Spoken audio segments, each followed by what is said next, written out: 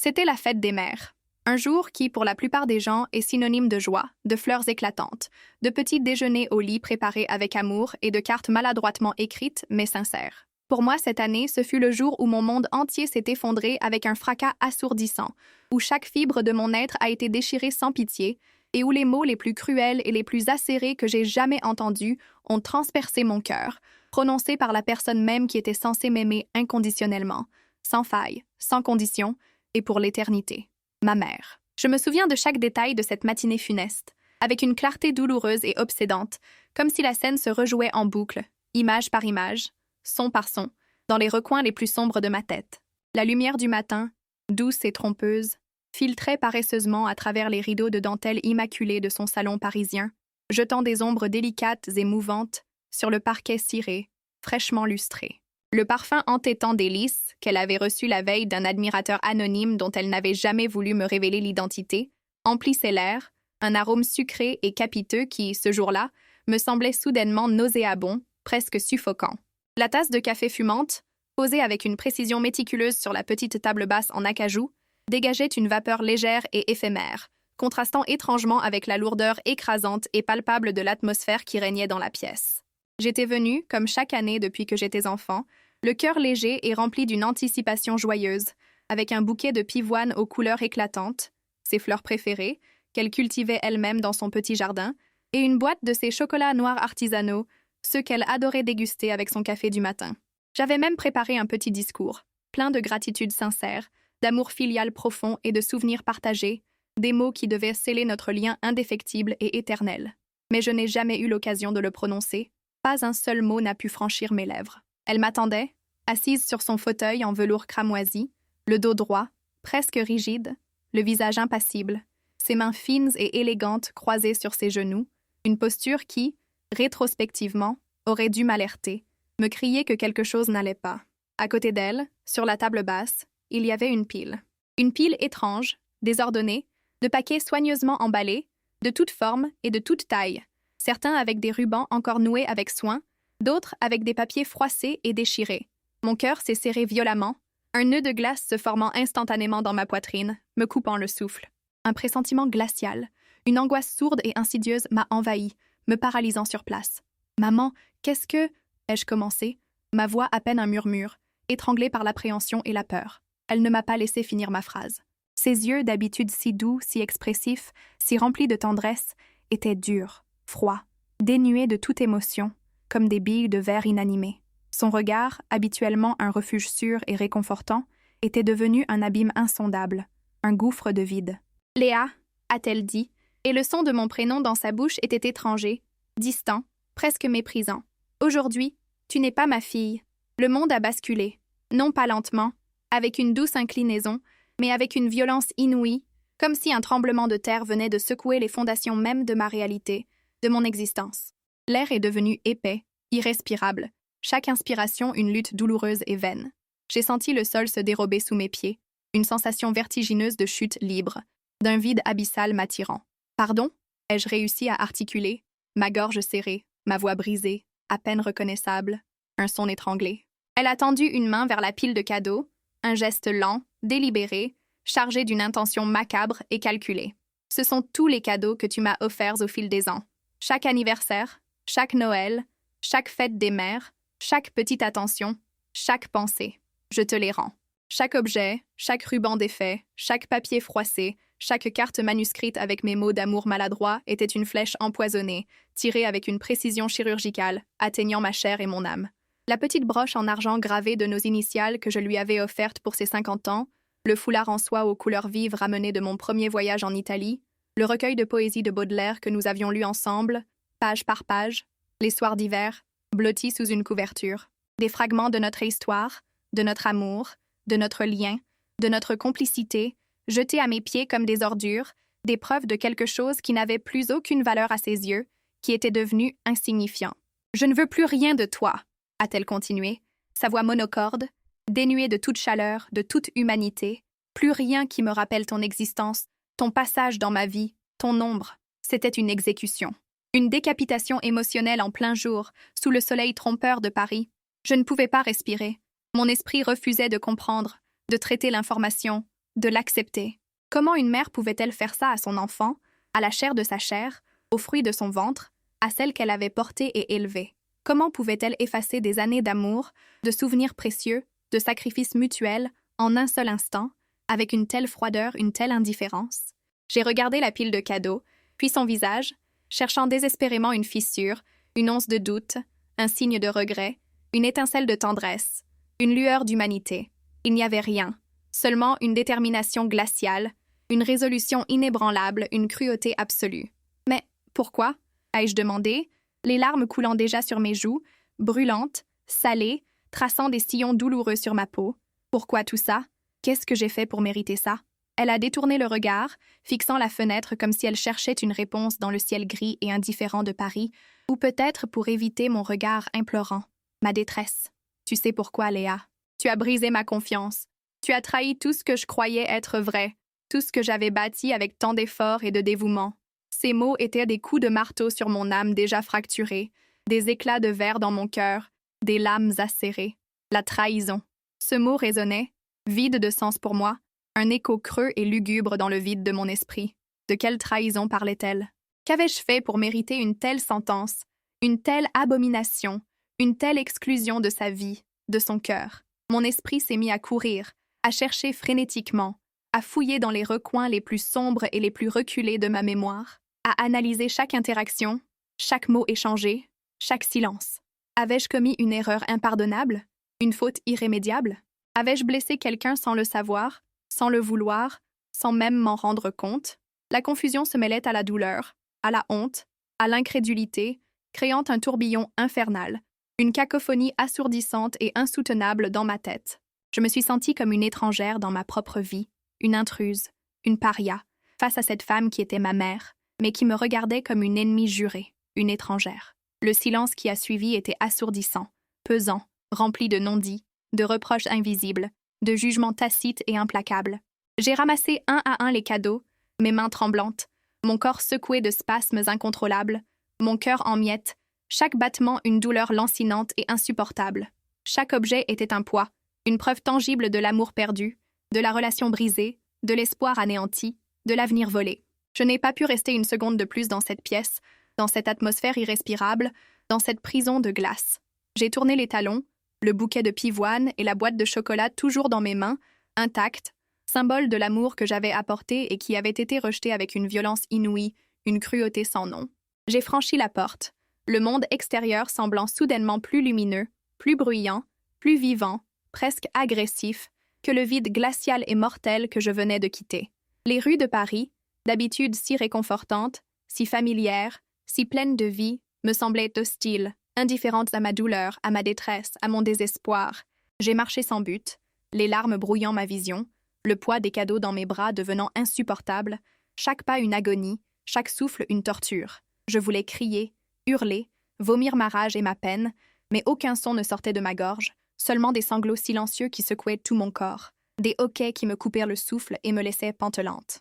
C'était la fin de ma relation avec ma mère, la fin de l'innocence, la fin de tout ce que je croyais savoir sur l'amour familial, sur la sécurité, sur le foyer, sur la famille, et le début d'un vide abyssal, d'une solitude écrasante, d'une quête désespérée de sens, d'une raison d'être. Les jours qui ont suivi cette confrontation dévastatrice ont été un flou incessant, une succession interminable d'heures et de nuits, où la douleur lancinante était devenue mon unique et fidèle compagne.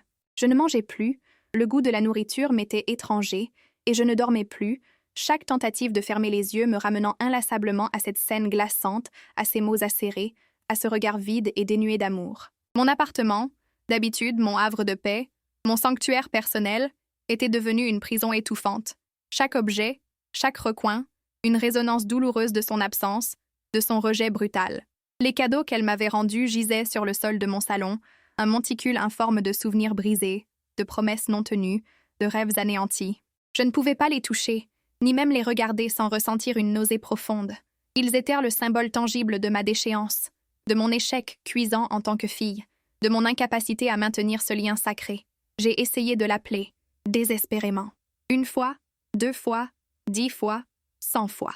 Son téléphone sonnait dans le vide, un écho cruel de mon désespoir, où elle raccrochait systématiquement dès qu'elle entendait le son de ma voix, comme si ma simple existence lui était insupportable. J'ai envoyé des messages, des emails, des lettres manuscrites, suppliant une explication, un indice, n'importe quoi qui pourrait donner un sens à cette folie insensée. Aucune réponse. Le silence assourdissant était devenu sa nouvelle arme, plus dévastatrice que n'importe quelle accusation, plus pernicieuse que n'importe quelle insulte.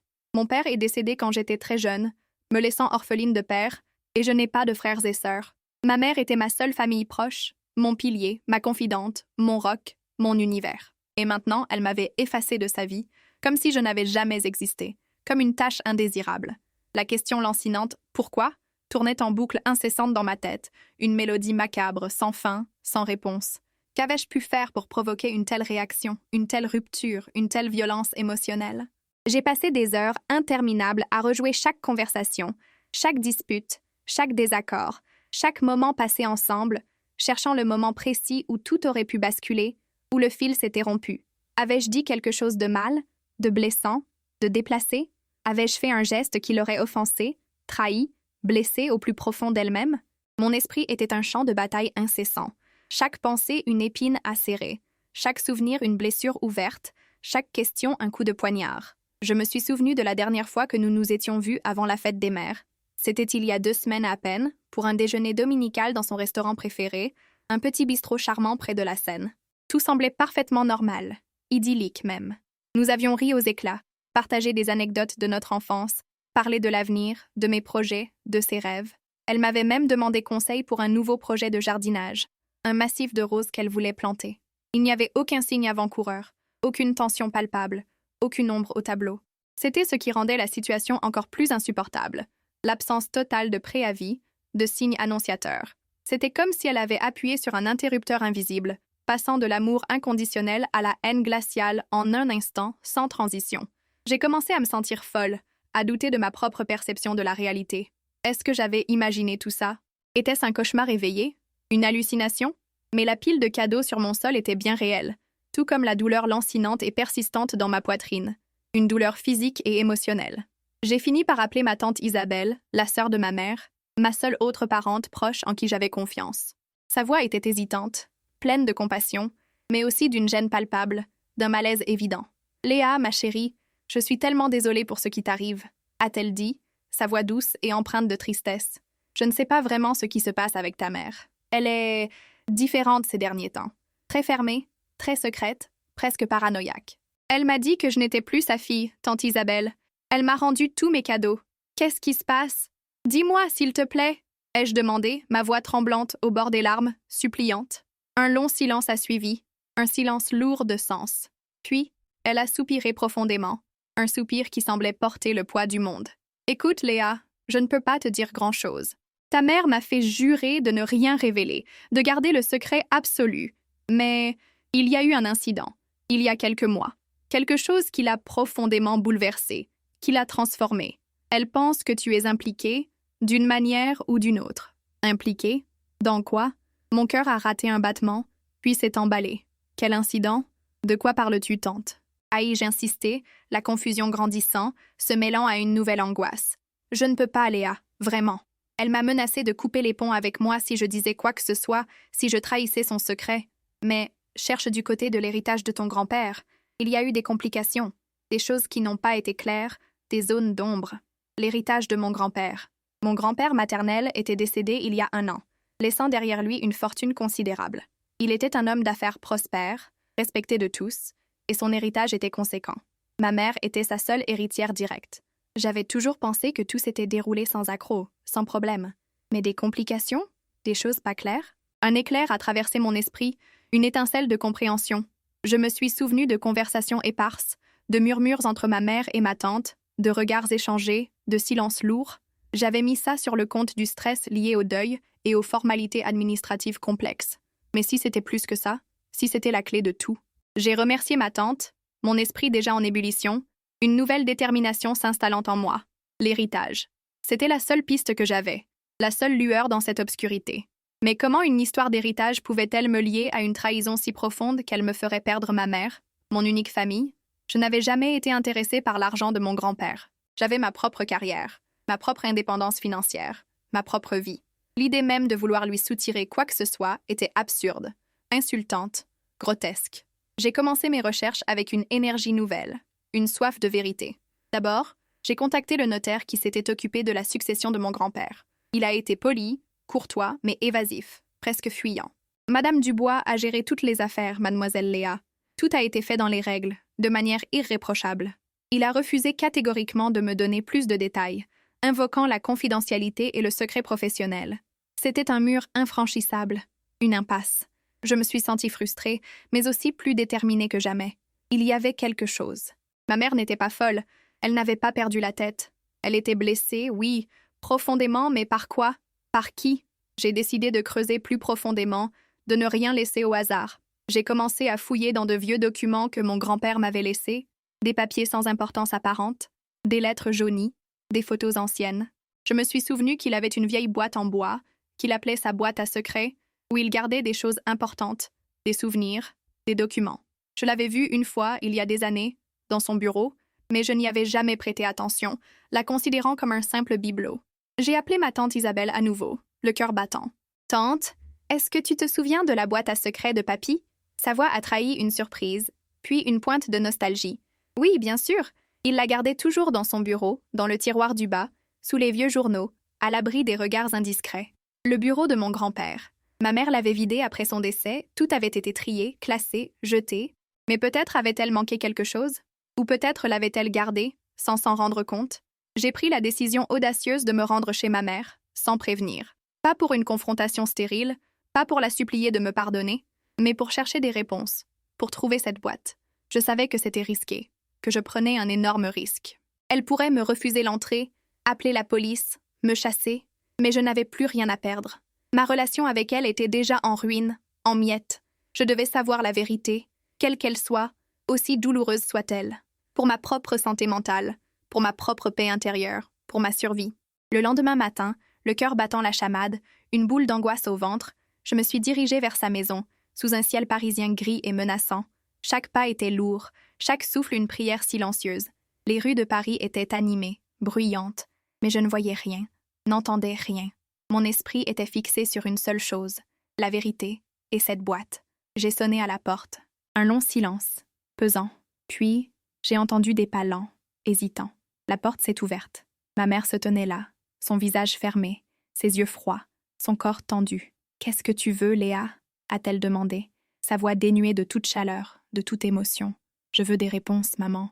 Je veux comprendre. Je veux savoir pourquoi tu as fait ça, pourquoi tu m'as rejetée. » Elle a hésité, son regard balayant mon visage, cherchant peut-être une trace de mensonge, de culpabilité, de ruse. « Il n'y a rien à comprendre, » a-t-elle dit, mais sa voix était moins assurée que la dernière fois, une légère fissure. « Tu as fait ton choix. »« Non, maman, c'est toi qui as fait un choix qui m'a détruite, qui a brisé mon cœur. Je sais que ça a un rapport avec l'héritage de papy. Dis-moi la vérité, s'il te plaît. » Son visage a pâli, une ombre de peur traversant ses traits. Elle a reculé d'un pas, me laissant entrer sans un mot. Le salon était exactement comme je l'avais laissé, les lys toujours là, mais leur parfum semblait moins écrasant, moins suffocant. « Je ne sais pas de quoi tu parles, » a-t-elle murmuré, évitant mon regard, fuyant la confrontation. « Si, tu sais, et je ne partirai pas tant que tu ne m'auras pas dit la vérité, toute la vérité. » J'étais prête à rester là, des heures, des jours s'il le fallait, à camper sur place. Je ne pouvais plus vivre dans cette incertitude, dans cette prison de non-dits, de secrets. Le silence était insupportable, intolérable. Elle a fini par s'asseoir lourdement sur le canapé, les épaules affaissées, vaincue. « Très bien, » a-t-elle dit, sa voix à peine audible, un murmure. « Tu veux la vérité? Tu l'auras. Mais prépare-toi, elle est amère. » Mon cœur a bondi dans ma poitrine. C'était le moment. Le moment où tout allait enfin prendre sens, où tout allait s'effondrer définitivement, ou se reconstruire. Elle a pris une profonde inspiration, comme si elle s'apprêtait à plonger dans des eaux glaciales et inconnues, un abîme de souvenirs douloureux. Il y a 6 mois, peu après le décès de ton grand-père, alors que j'étais encore en plein deuil, j'ai reçu un appel téléphonique inattendu. Un avocat, un certain maître Dubois, m'a contacté. Il m'a dit qu'il représentait une fondation caritative, la Fondation Espoir pour l'avenir, et qu'ils avaient des preuves irréfutables que ton grand-père avait détourné des fonds importants de cette fondation il y a plus de 20 ans. Des millions d'euros destinés à des enfants malades, des orphelins, des familles dans le besoin. Il a dit qu'ils avaient des documents officiels, des relevés bancaires détaillés, des témoignages accablants d'anciens employés, et que si je ne remboursais pas l'argent dans les plus brefs délais, ils rendraient l'affaire publique, ce qui ruinerait la réputation immaculée de notre famille, la mémoire de ton père et la mienne par la même occasion. Mon sang s'est glacé dans mes veines. Mon grand-père, un détournement de fonds, c'était impensable, inimaginable. Il était un homme d'une intégrité irréprochable, un philanthrope reconnu, un modèle pour nous tous. Mais c'est impossible, maman. Papy n'aurait jamais fait ça, ai-je protesté, ma voix pleine d'incrédulité, de rage, de déni. Elle a secoué la tête, les larmes coulant silencieusement sur ses joues, des larmes de honte et de tristesse. C'est ce que j'ai cru aussi, Léa. Mais l'avocat m'a montré des preuves tangibles, des documents signés de sa main, des transferts d'argent vers des comptes offshore, des paradis fiscaux. C'était accablant, irréfutable. J'étais dévastée, anéantie. La honte, la colère, la trahison, tout s'est mélangé dans mon esprit, créant un chaos indescriptible. Et moi, dans tout ça, ai-je demandé, le cœur serré, une nouvelle vague de douleur m'envahissant. Où est ma trahison dans cette histoire? Elle a levé les yeux vers moi, son regard rempli d'une douleur profonde, d'un remords sincère. L'avocat m'a dit que tu étais au courant de tout, qu'il avait des preuves que tu avais aidé ton grand-père à cacher ses fonds, à les blanchir, à les faire disparaître. Il a dit que tu avais bénéficié de cet argent, que tu avais même fait des investissements importants avec, que tu avais bâti ta vie sur ces fonds illicites. Il m'a montré des relevés de compte à ton nom, avec des sommes importantes qui correspondaient aux dates des transferts douteux. Il a dit que tu étais sa complice, son cerveau derrière l'opération. Le choc m'a frappé de plein fouet, me coupant le souffle. Moi? Complice? Bénéficiaire? C'était une absurdité totale, un non-sens absolu. C'est un mensonge, maman, un tissu de mensonges. Je n'ai jamais rien su de tout ça. Je n'ai jamais touché à cet argent. Pas un centime, ai-je crié, ma voix se brisant, ma rage explosant. Je sais, Léa. Maintenant, je sais, a-t-elle murmuré, sa voix pleine de remords, de tristesse. Mais à ce moment-là, j'étais perdue, désorientée. J'étais sous le choc, vulnérable. L'avocat était si convaincant, si persuasif, si menaçant. Il a dit que tu avais tout orchestré, que tu avais manipulé ton grand-père, qu'il était trop faible et malade pour résister à tes manigances. Il a dit que tu étais une manipulatrice sans scrupules, une profiteuse sans âme. Et tu l'as cru? Tu as cru que j'étais capable de ça? De trahir papy? De te trahir? Ai-je demandé, la douleur de sa méfiance me transperçant, plus vive que jamais. J'étais aveuglée par la douleur, par la honte, par la peur de la ruine, Léa. Je ne savais plus quoi penser, qui croire. Je voulais protéger la mémoire de ton grand-père, protéger notre nom, notre honneur. L'avocat m'a dit que la seule solution était de rembourser l'argent et de couper les ponts avec toi, de t'exclure de ma vie, pour montrer ma bonne foi, pour prouver que je n'étais pas complice de tes agissements. Il a dit que si je te gardais près de moi, il penserait que j'étais de mèche avec toi, que je cautionnais tes crimes. Elle a continué, sa voix tremblante, les larmes coulant à flots. J'ai vendu une partie de mes biens les plus précieux, j'ai contracté un prêt énorme pour rembourser la fausse fondation. Et j'ai fait ce qu'il m'a dit. J'ai coupé les ponts. J'ai essayé de t'effacer de ma vie, de mon cœur, de ma mémoire, pour me convaincre que tu étais coupable, pour justifier ma décision insensée. Chaque cadeau que tu m'avais offert, chaque souvenir partagé, me rappelait ce que je croyais être ta trahison, ta perfidie. Je ne pouvais plus les supporter, les voir, les toucher. C'est pour ça que je te les ai rendus, avec tant de cruauté. Un silence lourd est tombé, rempli de révélations. La vérité était là, brutale, dérangeante, mais enfin libératrice. Mais ce n'était pas la vérité que j'attendais, celle d'une trahison de ma part. Ce n'était pas ma trahison, mais la sienne, basée sur un mensonge ignoble. Et les preuves? Les relevés de compte à mon nom? Ai-je demandé, ma voix plus calme, mais pleine d'une colère froide et déterminée. Je les ai. L'avocat me les a laissés. Il a dit que c'était pour me protéger, pour me donner des arguments. Elle a désigné un tiroir dans son bureau, les mains tremblantes. Ils sont là, tout est là. Je me suis levée, mes jambes tremblantes, et j'ai ouvert le tiroir. À l'intérieur, il y avait une liasse de documents, des relevés bancaires, des noms, des dates. Et oui, mon nom, Léa. Mais les signatures, elles n'étaient pas les miennes. Elles étaient grossièrement imitées. Et les numéros de compte, ils ne correspondaient pas aux miens, pas du tout. C'était un faux grossier, mais suffisamment bien fait pour tromper quelqu'un sous le choc, vulnérable. Et les preuves des transferts de mon grand-père, elles étaient également falsifiées, manipulées. Les dates, les montants, les destinataires, tout était truqué. « Maman !» ai-je dit, ma voix étranglée par l'émotion, par la rage contenue. « Ce sont des faux. Tout ça est un mensonge. Cet avocat, il t'a manipulé. Il a tout inventé pour te soutirer de l'argent, pour te dépouiller. » Ses yeux se sont écarquillés, la réalisation frappant son visage comme un coup de poing. Elle a pris les documents, les a examinés, ses mains tremblantes, son souffle court. Une vague de choc, puis de rage, a déferlé sur son visage. « Mais pourquoi » a-t-elle murmuré, incrédule. « Pourquoi ferait-il ça ?»« Je ne sais pas, maman, mais je vais le découvrir. Et je vais te prouver que je suis innocente. Et que papy l'était aussi. Nous allons le faire payer pour ce qu'il a fait. » La colère a remplacé la douleur en moi. Une colère juste et légitime. Non seulement j'avais été accusée à tort, mais ma mère avait été escroquée, dépouillée, et la mémoire de mon grand-père salie, traînée dans la boue. Cet avocat, maître Dubois, allait payer pour ses crimes.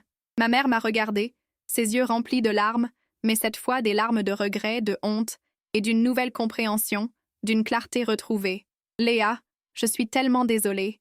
Je suis tellement désolée d'avoir douté de toi, d'avoir cru à ces mensonges ignobles, d'avoir fait ça, d'avoir été si cruelle. » Elle a tendu la main vers moi, ses doigts effleurant ma joue, une caresse douce et hésitante. « Peux-tu me pardonner, ma fille ?» Les larmes ont coulé sur mes joues aussi, des larmes de soulagement, de tristesse, mais aussi d'un début de pardon, d'une lueur d'espoir. « Je ne sais pas, maman. C'est une blessure profonde, mais je veux comprendre. Je veux que tu m'aides à trouver cet homme, à rétablir la vérité, toute la vérité. » C'était un premier pas, un pas fragile, incertain, mais un pas quand même, vers la guérison. Nous avons passé les jours suivants à travailler ensemble, côte à côte, unis par une cause commune. Nous avons contacté la police, un autre avocat, cette fois-ci de confiance, recommandé par ma tante. Nous avons rassemblé toutes les preuves, les vraies, les irréfutables. Il s'est avéré que Maître Dubois était un escroc notoire, un prédateur, qui ciblait les familles endeuillées et vulnérables, exploitant leur chagrin et leur désarroi pour les dépouiller de leurs biens. Il avait déjà fait plusieurs victimes, des dizaines. Notre histoire n'était qu'une de plus dans son sinistre tableau de chasse. Le processus a été long et douloureux. Il y a eu des interrogatoires éprouvants, des dépositions interminables, des moments où la douleur et la colère menacèrent de nous submerger, de nous faire abandonner. Mais nous étions ensemble. Pour la première fois depuis des mois, ma mère et moi étions une équipe, unis contre une injustice commune, une force inébranlable. Nous avons retrouvé d'autres victimes de Maître Dubois, et ensemble, nous avons monté un dossier solide, inattaquable. Finalement, Maître Dubois a été arrêté. La justice suivrait son cours, lentement mais sûrement. L'argent que ma mère avait remboursé à la fausse fondation était en grande partie récupérable, une lueur d'espoir financière. Mais le plus important, c'était que la vérité avait éclaté au grand jour. La mémoire de mon grand-père était réhabilitée, son honneur restauré. Et notre relation, bien que marquée par une cicatrice indélébile, avait une chance réelle de se reconstruire, de renaître de ses cendres. La fête des mères suivante, je suis retournée chez ma mère. Cette fois, je n'avais pas de cadeau matériel, pas de pivoine, pas de chocolat. Seulement ma présence, mon cœur ouvert. Elle m'attendait, le visage apaisé, les yeux remplis de tendresse, d'amour, de pardon. Nous nous sommes assises et nous avons parlé, longuement, de tout, de la douleur, de la peur, du pardon, de l'avenir. Elle m'a raconté à quel point elle avait souffert, à quel point elle avait regretté ses paroles cruelles, ses actions insensées. Et je lui ai dit à quel point j'avais été blessée, à quel point j'avais eu peur de la perdre pour toujours, de ne jamais retrouver ma mère. Ce jour-là, nous n'avons pas échangé de cadeaux matériels, mais nous avons échangé quelque chose de bien plus précieux, la vérité, le pardon mutuel et la promesse d'un nouveau départ, d'une nouvelle ère pour notre famille. La cicatrice était là, oui, visible, mais elle était aussi le témoignage de notre résilience, de notre force, de notre capacité à surmonter l'adversité la plus sombre. Nous savions que le chemin serait encore très long, semé d'embûches, que la confiance ne se reconstruisait pas en un jour, mais pierre par pierre. Mais nous étions prêtes à faire le travail, à fournir les efforts nécessaires. Ensemble. Aujourd'hui, ma relation avec ma mère est différente. Plus forte, paradoxalement, plus authentique. Nous avons appris à communiquer ouvertement, à ne plus laisser les non-dits s'installer, à affronter les problèmes de front. Nous avons appris que la vérité, aussi douloureuse soit-elle, est toujours le meilleur chemin, la seule voie vers la liberté. Et que l'amour, le vrai, est inconditionnel, capable de survivre aux tempêtes les plus violentes, aux mensonges les plus pernicieux. Les cadeaux qu'elle m'avait rendus, je les ai rangés précieusement, non pas comme des symboles de douleur passée, mais comme des rappels constants de la leçon inestimable que nous avons apprise. La leçon de la vérité, du pardon et de l'amour inconditionnel qui transcende tout. Et chaque fête des mères, je me souviens de ce jour où tout a basculé et de la force que nous avons trouvée pour tout reconstruire, ensemble, pas à pas. C'est mon histoire, l'histoire de Léa.